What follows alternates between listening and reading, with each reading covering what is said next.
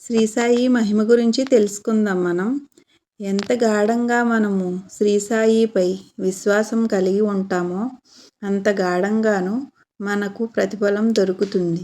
ఇక్కడ మనం గమనించవలసింది ఏమనగా కష్టాలు, అనుమానాలు చివరికి దృఢ విశ్వాసంగా మారుతుంది. జీవితంలో పరీక్షను ఎదుర్కొనే సమయం ప్రతి ఒక్కరికి ఎదురవుతుంది. కానీ బాబాగారిపై దృఢ విశ్వాసం కలిగి శ్రద్ధపూర్వకంగా పూజ, ధ్యానం చేస్తుంటే మనకు తప్పకుండా ఫలితం దొరుకుతుంది. శ్రీ సాయి ముఖవర్చస్సును ధ్యానంలో పెట్టుకుని అన్యదం శరణం నాస్తి త్వమేవ శరణం అని దృఢచిత్తంతో పూజకి సంకల్పించటయే మన సమస్త కోరికలను త్యాగం చేసినట్లని గమనించగలరు. శ్రీ సాయి మహిమ. కొంతమంది శ్రీ సాయిని భగవంతుని భక్తునిగా అంటుంటారు. కానీ మాలాంటి సాయి భక్తులకు మాత్రం ఆయన సాక్షాత్ భగవంతుని అవతారమే.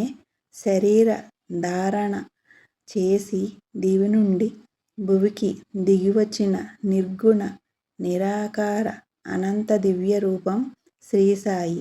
ఆయన నివాసం షిరిడి. ఆయన సర్వాంతర్యామి. ఈ విషయం భక్తులకి ఇప్పటికీ అనుభూతి కలుగుతూనే ఉంది. శ్రీ సాయి శరణంలోకి వచ్చిన వారికి జీవితంలో దేనికి లోటుండదు. ఎవరైతే స్వచ్ఛమైన మనసుతో బాబాగారిని స్మరిస్తారో వారికి జీవితంలో ప్రతి ఒక్కరికి సుఖ సంతోషాలు, ఆనందం ప్రాప్తిస్తుంది. తన యొక్క ప్రత్యేక భక్తుని కోరికలు నెరవేర్చుటువంటి శ్రీ సాయి లీలలే అత్యంత మధురం. శ్రీ సాయి యొక్క పవిత్ర మార్గం ప్రతి ఒక్క ప్రాణి కోసం, ఏ ఒక్క జాతి కోసం కాదు.